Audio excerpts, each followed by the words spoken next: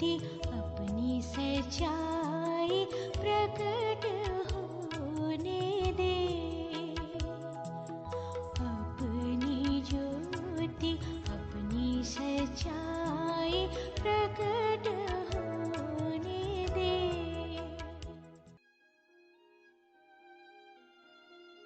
परमेश्वर के रहस्य बांटिए भैभव सिंह के द्वारा।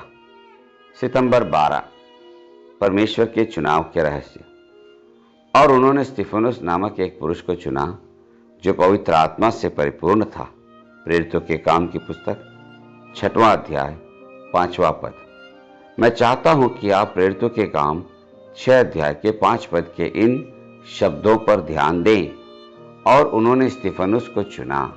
पवित्र आत्मा के मार्गदर्शन में पूरी मंडली द्वारा स्तिफनुस नाम के एक पुरुष को चुना गया था।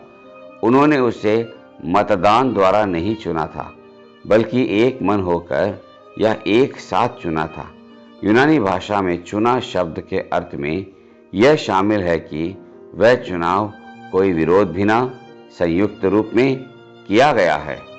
इस चुनाव में कोई अलगाव, कोई निराशा और कोई झगड़ा नहीं हुआ था। सभी लोग ये जानते थे कि वह चुना हुआ था। स्तिफनुस शब्द का अर्थ है मुकुट है, और वह पुरुष हालांकि थोड़े ही समय जीवित रहा, फिर भी उसका जीवन कैसे जयवंत जीवन था। परमेश्वर के इस जन ने उसके थोड़े से समय काल में जो हासिल किया, वह उससे ज्यादा है जो हम अनेक सालों तक प्रभु में होने के बाद भी नहीं कर पाते। और वह वास्तव में मुकुट पाने के योग्य था, जीवन का मुकुट। हमें स्तिफनुस के बारे में बहुत नहीं बताया गया है। हम उसके माता पिता या परिवार या पढ़ाई लिखाई के बारे में कुछ नहीं जानते।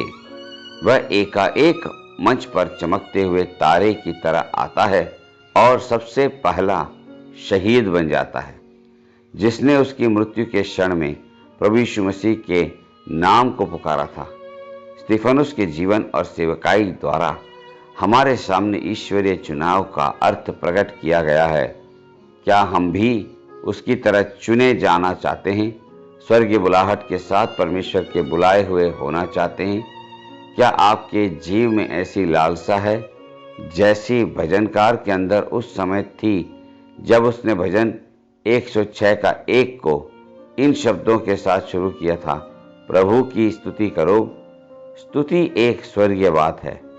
हम अनंत की आशीषों के लिए परमेश्वर की स्तुति करते हैं, सिर्फ पृथ्वी की बातों के लिए नहीं, बल्कि स्वर्ग की अनंत और महिमामय बातों के लिए स्तुति करते हैं। अगर हम एक जयवंत जीवन जीना चाहते हैं तो हमें सबसे पहले ये समझना होगा कि परमेश्वर के लोगों में से एक होने का क्या अर्थ है। हे परमेश्वर, अपनी उस कृपा के कारण जो तू अपनी प्रजा पर करता है, मुझे स्मरण कर और मेरा उद्धार करके मेरी सुधि ले।